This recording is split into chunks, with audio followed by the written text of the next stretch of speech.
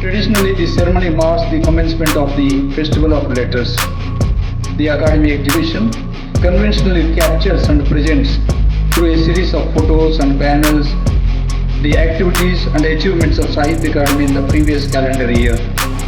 So one can witness in the edition of exhibition the key movements, milestones and achievements of Academy in the year 2024. इस कार्यक्रम का आयोजन करना भारत की सांस्कृतिक धारा को और आगे धारा को प्रवाह को और अधिक गति प्रदान करते हुए हम सब लोगों के लिए निश्चित रूप से एक ऐसा अवसर भी जब हम बदलते हुए परिदृश्य में जब भारत की तरफ देखने की दृष्टि पूरे विश्व की बदल गई। भारत की संस्कृति, भारत के साहित्य और भारत से निकली हुई सभी विधाओं का सम्मान पूरे विश्व भर में नए सिरे से प्रतिस्थापित हो रहा है। ऐसे समय में ये साहित्योत्सव हम सब लोगों के लिए सामूहिक रूप से एक ऐसे चिंतन करने का अवसर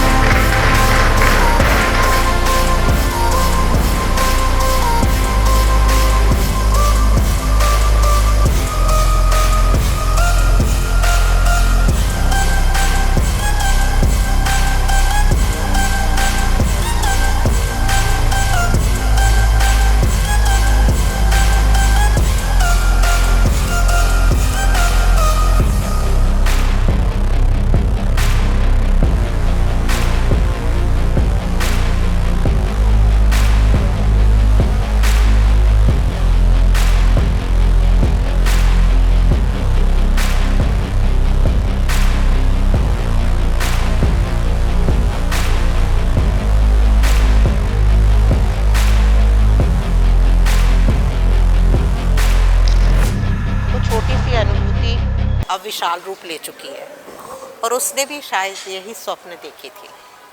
गगनचुंबी इमारतें, गगनचुंबी अपनी ख्वाहिशें जो उसने पूरी करनी थी।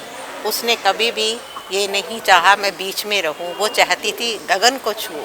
जब गगन को छूने की बात आती है तो पहुंच जाता है और मुझे लगता है मैं एक मुकाम पर हूँ आज और बहुत संतुष्ट हूँ। लेकिन अभी मुझे बहुत कुछ लिखना है, अपने पाठकों को देना है, इस भारत को देना है, इस विश्व को देना है, अपने साहित्य से, अपनी संस्कृति से जो मुझे मिली है विरासत में। और इस भारत ने, इस समाज ने अपनी विरासत मुझे दी है तो उसको पूर्ण करना मेरा कर्तव्य है। तो वो छोटी अनुभूति पूरा आकार ले चुकी है। पारिवारिक परिवेश को मानूंगी क्योंकि पारिवारिक परिवेश ही एक इतना साहित्यिक और कला प्रिय था कि उसमें एक छोटी बच्ची, उसके दिल में जो या हृदय में जो सब बात बैठ गई, उसी में वो खेल रही थी, उन्हीं किताबों से खेल रही थी। वो वहीं पर माँ के मृदंग बजाते हुए देख रही थी, वहीं संगीत की लहरी थी, वहीं पेंटिंग के बड़े बड़े पेंटर्स आ रहे थे, वहीं कैनवस उड़ रहा था, वहीं कलमें उड़ रही थी। बहुत ही सुंदर सरस्वती का वो घर था जो संगीत, साहित्य, कला से पूर्ण था। तो आप सोच सकते हैं वो अनुभूति ने कितना सुंदर आकार धीरे धीरे ले लिया होगा। इतने परिपूर्ण परिवार में उसका जन्म हुआ, इतने परिपूर्ण परिवार में उसे ऐसी माँ और पिता मिले जिन्होंने अपनी सब इच्छाओं को उन्होंने भर के उस अनुभूति में दे दी। देखिए, श्री जगदीश चतुर्वेदी एक बहुत बड़े साहित्यकार, कवि, बहुत हृदय प्रेमी, मर्मस्पर्शी और संस्कृति और प्रकृति प्रेमी कहना चाहिए, क्योंकि प्रकृति से उन्हें इतना प्रेम था कि वो उसकी गोद में बैठ के हजारों पुस्तकें बहुत कम उम्र में ही लिख चुके थे। उनका परिवेश ऐसी ऐसी जगहों पे रहा जो प्रकृति से भरपूर थी, जैसे शिवपुरी, विंध्याचल के घने घने जंगल, कल कल करती हुई शिप्रा। तो उन्होंने क्या नहीं देखा, इतनी खूबसूरती देखी भारत की और इतनी जगहों पे घूमे और ऐसे से साहित्यकार और कला प्रेमियों के बीच रहे बचपन से, चाहे वो रजवाड़ों के लड़के रहे हों, मराठा सरकार रही हो, मराठों के बच्चे हों, विक्टोरिया कॉलेज हो जहाँ वो पढ़े, बचपन का उनका लाइब्रेरीज़ हों जिसमें उन्होंने बहुत छोटे बच्चे के रूप में साहित्य पूरा पढ़ डाला। तो ऐसे बच्चे की जब प्रगति ऊंचाई पे हुई होगी और उसके घर में मैंने जन्म लिया, इतने अच्छे रूप में मैंने वो सब कुछ देखा होगा कि वो सचमुच में एक सरस्वती का घर था और एक सरस्वती का पुजारी उस घर में लिखकर अपनी कलम चलाता था। वो एक साधक, वो एक महासाधक थे देखिए, मैं इतनी भाग्यशाली पुत्री थी कि मुझे डांट डपट कभी नहीं पड़ी, खासतौर पे मेरी माँ की। पिताजी को, क्योंकि मैं काफ़ी चुलबुली थी, उनकी पुस्तकों से उनसे छेड़खानी करती रहती थी, क्योंकि बहुत छोटी थी। लेकिन मुझे उनके अंदर छुपे हुए गुण बहुत पता चले पिताजी के, जैसे एकांतवास, जैसे महर्षि ऋषि मुनि एक कोने में बैठ के अपनी कुटिया में लिखा करते थे। तो मैंने पिताजी को देखा, कमरे में गए, एक कोने पर उनकी टेबल है, तरह तरह की उनकी कलम है, मेरा मतलब पेन है, बड़े खूबसूरत नफीस पेन वो रखते थे, नफीस कपड़े पहनते थे, नफीस वो खुद थे, अत्यधिक सुंदर। जी हाँ, ऐसे लगता था कोई दैविक पुरुष पृथ्वी पर आया है आकाश से। तो इतने सौंदर्य, खुद इतने सौंदर्य से परिपूर्ण, खुद इतने हृदय से सुंदर, खुद इतने मन से स्वच्छ शीतल, मतलब मैं क्या कहूँ, वो एक पुरुष नहीं, एक मानव नहीं, महामानव था जिसने इस पृथ्वी पर जन्म लिया। और दुख से कहूँगी कि कोई उसे समझ नहीं सका, कोई उसे समझ नहीं सका।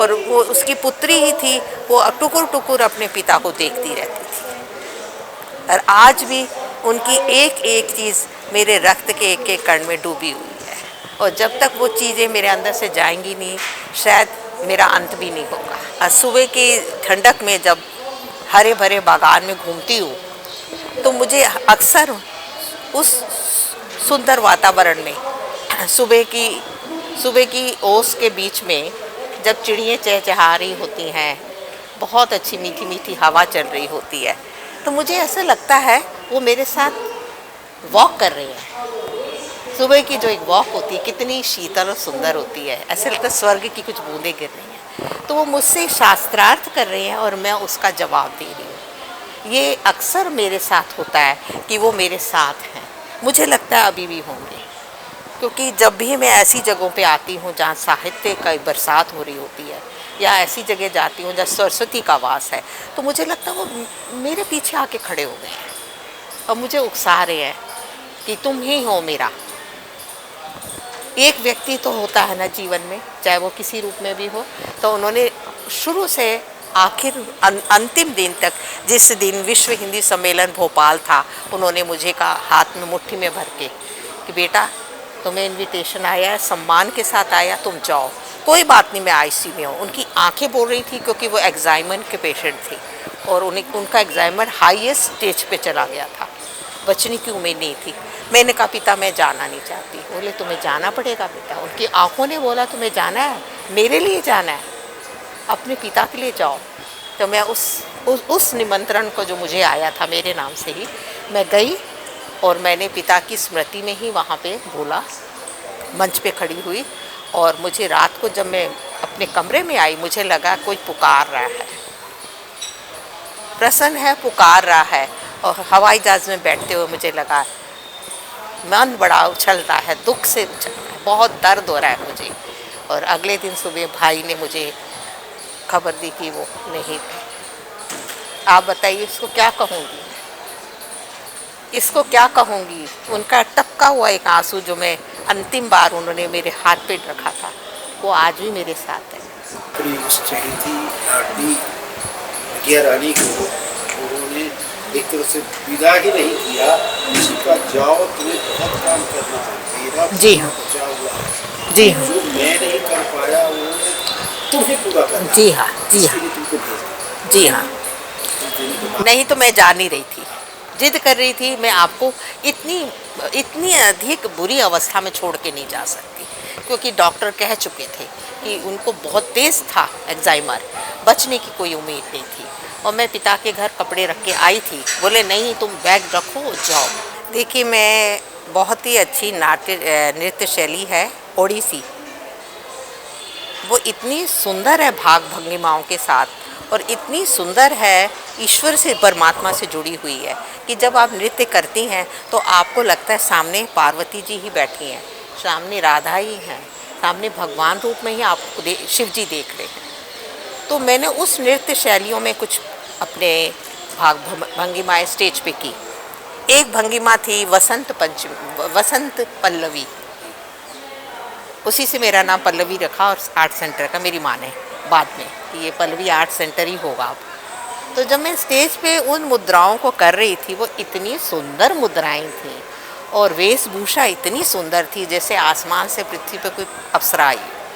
और भंगिमाओं में जो त्रिकोण बने होते हैं, हमारी अजंता एलोरा में देखा होगा आपने ये वहाँ खजुराहो में भी देखे होंगे, बहुत जगहों पे आपने नृत्य शैलियों में देखा होगा।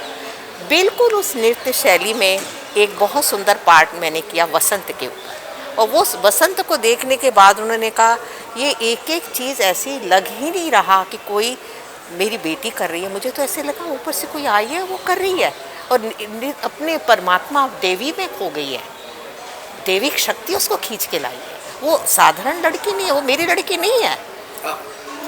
और उन्होंने उसको देखने के बाद कहा, और मेरी माँ ने देखकर कहा मुझे तो इसका नाम अब पल्लवी ही रखना है। कितना सौंदर्य था इस नृत्य में, कितनी सुंदर भाव भंगिमाएं थी, कितनी कोमलता थी, ऐसा लग रहा था साक्षात देवलोक की कोई है कन्या। मैंने कविताएं तो बहुत छोटी उम्र में लिखी थी, 13 वर्ष की उम्र में जब मैंने एक कविता लिखकर चुपचाप तकिए के नीचे रखी तो मेरे पिताजी को किताब गलती से पेज मिल गया, मैंने छुपा के रखा हुआ था। ऐसा प्यार मैंने किसी को नहीं किया।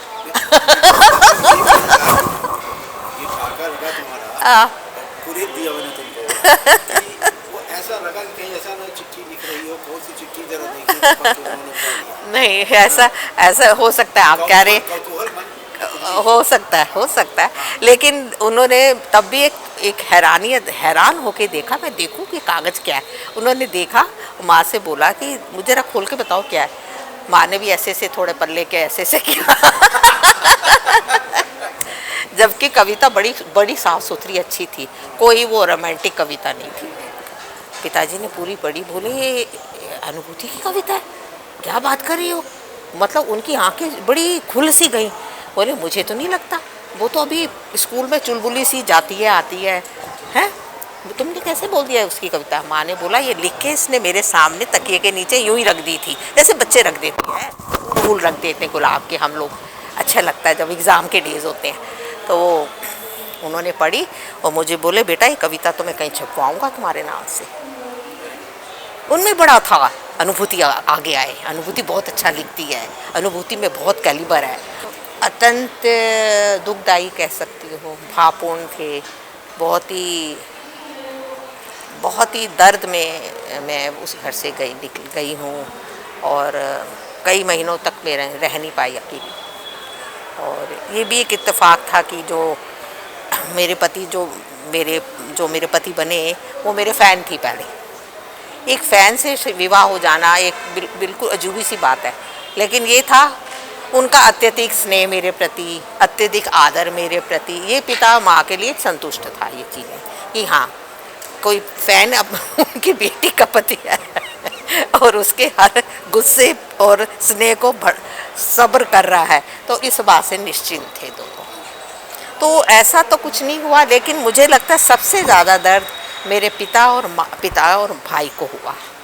अक्सर वो एल्बम देख देख के मुझे मतलब उनकी आंखों में आंसू आ जाते थे, ये मैंने देखा। फिर उन्होंने मुझे 1984 की बात है, उन्होंने कहा अनुभूति बेटा कुछ लिख दो तुम इस बीच, क्या फील कर रही हो आप, तुम्हें कैसा अनुभव हो रहा है। तो मैंने एक नावल लिखा था जो बहुत प्रसिद्ध हुआ, संबंधों के दायरे। उस नावल की चर्चा हर लेखिका के मुंह पे थी, हर लेखक के मुंह पे थी। और उन्होंने कहा इतना, वो एक आत्मकथात्मक पहला नावल था भारत का, जो एक स्त्री ने ही, एक लड़की ने ही पिता के द्वारा पूरी किताब लिख डाली कि पिता का रुदन, पिता का प्रेम क्या निकला था, या उस घर का जिस घर से वो चली थी, वो पूरा उस नावल में है। लेकिन सारे बातें बेटी की हैं, बोल पिता रहा है, संबंधों के दायरे। और उसमें कहीं ना कहीं दायरे भी हैं जो उस चीज़ को लपेट भी सकते हैं। आप मैच्योरिटी जो समझते हैं वो जान जाएंगे। तो वो इतना खुला भी है, लेकिन बहुत ही मर्यादा के साथ छुपा हुआ भी है, लेकिन बहुत ही सपाट शैली है। और इतना गहरा नावल था कि मुझे आके मंजुल भगत और बहुत बड़ी मृदुला गर्ग जी ने भी कहा, अनुभूति भाई क्या कर रही हो, इतना तहलका मचा दिया इस नावल का तुमने, अरे लिखती जाओ, मज़ा आ रहा है। तो उस वक्त की जो यात्रा थी मैंने फिर जारी रखी। उसके बाद मैंने एक उम्र के साथ साथ एक किताब निकाली है, मेरे कविता संग्रह। वो भी बहुत छोटी एज थी मेरी, कोई 25-26 साल की थी। और मेरे साथ उस वक्त, आपको आश्चर्य होगा, अंग्रेजी के बहुत बड़े कवि थे केशव मलिक। उनकी किताब भी उसी प्रकाशक ने छापी जो किताब मेरी थी। उसने कहा केशव जी आप थोड़े दिनों बाद छपवा लेना, पहले मैं अनुभूति की छापना चाहता हूँ। तो केशव जी का शिकायत भरा फ़ोन पिताजी को पहुँचा कि भाई अब तो हम मार्केट से आउट हो गए, अनुभूति अब बच्ची आगे आ गई, अब पीछे हो गए देखिए, जैसे जैसे उम्र का दायरा बढ़ता जाता है और किसी का परिवेश पहले से ही बहुत बड़ा है, जैसे कि मेरा था, बहुत छोटी उम्र से ही मैंने 15-16 साल से ही मैंने रेडियो पे जाना शुरू कर दिया था, जब रेडियो पे स्कूल लाइफ से ही। उसके बाद ब्लैक एंड वाइट टेलीविज़न शुरू हुआ, उसमें भी मैं काफ़ी सक्रिय रही। फिर इसी मंडी हाउस में सैटेलाइट टीवी था। तो आप मान सकते हैं मेरी जर्नी स्कूल से ही शुरू हो गई थी, पिताजी के समय से। और अक्सर मैं उनके सामने अपने ड्राफ्ट लेके जाती थी, बेहद प्रसन्न होती थी। उस समय की धाराओं से भी मैंने बहुत कुछ सीखा, लेकिन वो साहित्य तक सीमित था। लेकिन मेरे विवाह के बाद जब मैं पूरी तरह इंडिपेंडेंट हो गई, उम्र थोड़ी मैच्योर हो गई, तो मैंने ये तो पहले सब कुछ देख लिया था साहित्य संस्कृति को, लेकिन मुझे लगा कि कुछ एक कोना छुप रहा है। उस कोने का नाम है सामाजिक परिवेश। School, college, television, radio, satellite TV, इन सब का भरपूर अनुभव लेने के बाद, एक अच्छा खासा नाम करने के बाद जब मेरा विवाह हुआ, तब तक मैं बहुत कुछ देख चुकी थी, बहुत पब्लिसिटी थी मेरी हर तरफ। लेकिन मेरे को उस वक्त थोड़ा बड़े होने पर, जब मैं इंडिपेंडेंट अपनी कार में जाती थी, अपने कार्य करती थी, तो मुझे लगा समाज का जो वर्ग है उसके लिए भी मेरी जिम्मेदारियां हैं। तो मैं क्यों ना कुछ ऐसा करूं कि स्त्रियों के लिए, जो मैं अक्सर देखती थी, बहुत दबी हुई, डरी हुई, ज़्यादा बोल नहीं पाती थी, पति से छुप के काम करती थी, माता पिता को नहीं बता पाती थी, मतलब बहुत सी ऐसी कुरीतियाँ उस वक्त मैंने बहुत लेखिकाओं में, कवित्रियों में, नृत्यांगनाओं में, म्यूजिशियंस में, जो स्त्रियाँ थी उनमें तो आई। रात को जल्दी से चले जाना, चाहे मैं सिक्योरिटी दे रही हूँ, उसके बाद भी वो जा रही हैं भागती दौड़ती, किसी तरह छुपा के आ रही हैं। तो मुझे लगा freedom of speech, freedom of life थोड़ी उनको बतानी चाहिए मुझे। तो मैंने बहुत जगह वो कार्य किया सामाजिक तौर पे, और इसमें भारत सरकार ने मुझे सहायता दी।